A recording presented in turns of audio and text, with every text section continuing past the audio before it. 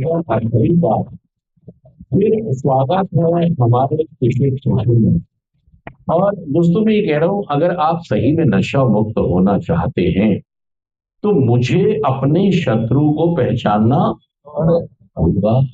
मुझे अपने आप को जानना होगा। अगर आप अपने आप को जान नहीं पाए, अपने शत्रु को पहचान नहीं पाए, दोस्तों अगर नशा छोड़ना आसान होता तो यहाँ की जरूरत नहीं पड़ती। मेरे पापा की डांट ही काफी थी।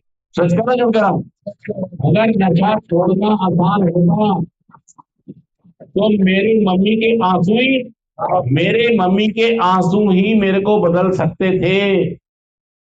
उनकी बार बार डांट मिन्नतें भी मेरा नशा कम होने की बजाय मेरा नशा डे बाय डे बढ़ता ही चला गया। और दोस्तों मैं हमेशा ये दावे करता रहा कि जब तक मेरी मर्जी नहीं होगी, मेरी इच्छा नहीं होगी, तो मेरा नशा कोई नहीं छुड़वा नहीं सकता। लेकिन हमें तो अपनी मर्जी तो बनानी होगी ना। देखिए, मर्जी का मतलब ये होता है कि मैं नहीं कर सकता, मैं नशा अपने आप नहीं छोड़ सकता, मुझे चौधरी बनना छोड़ना होगा। मतलब मैं अपने आप नशे पे जीत हासिल करके दिखाऊंगा। मैं अपने तरीके से नशा छोड़कर, बहुत सारे लोग जो नशा छोड़ने लगते हैं वो क्या करते हैं, ये भी यही कर रहा था, ये भी क्या, कि मैं अब अपने तरीके से नशा छोड़कर दिखाऊंगा। हाँ, न सेंटर, न प्रोग्राम, न मीटिंग, न स्पॉन्सर, कुछ नहीं। जाने के बाद क्या किया तुमने?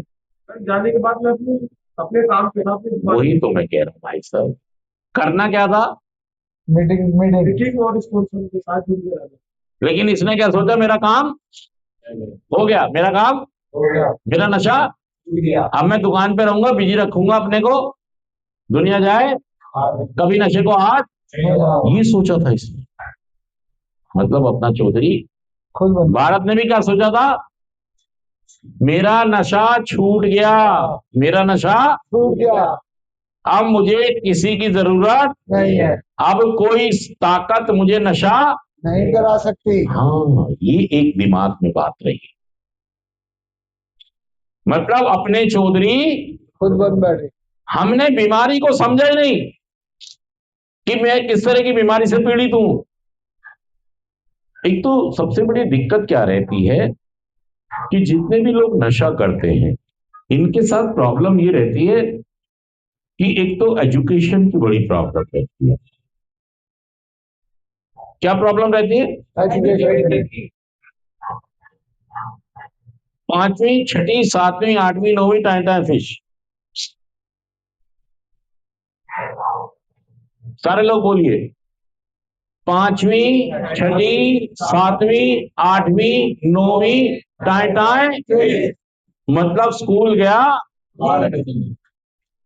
पढ़ाई गई, मेरे बस की नहीं है। ओपन से करूंगा, क्या कह रहा हूं, ओपन से करूंगा,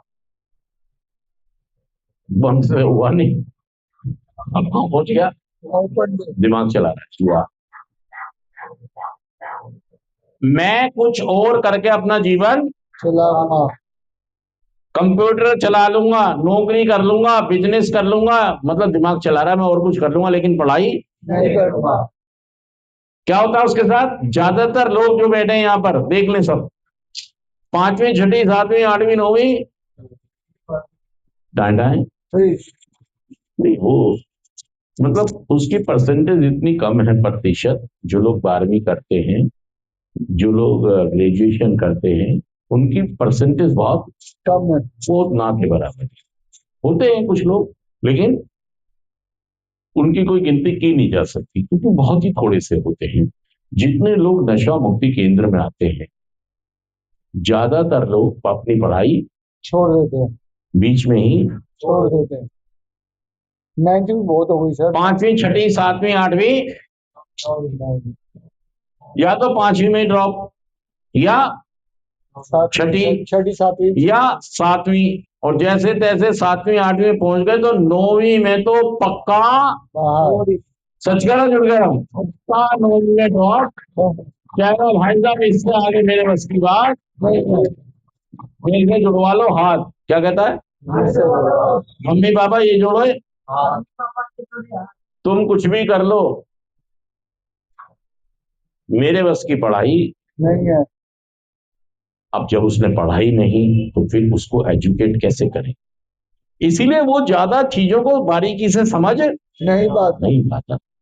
और सबसे बड़ी प्रॉब्लम यह है कि वो अपने आप को दिमाग तौर पर बहुत ब्रिलियंट, इंटेलिजेंट, समझदार समझता है। क्या समझता है? इंटेलिजेंट।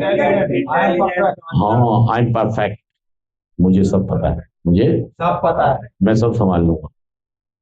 क्या कह रहा है? मैं सब संभाल लूंगा। इसको नींद आ रही है, ये डेंजर हो गया, सो जाए।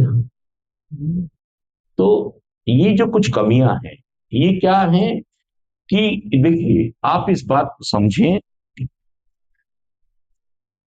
नशा क्या है? नशा एक बीमारी है। नशा एक बीमारी कैसी?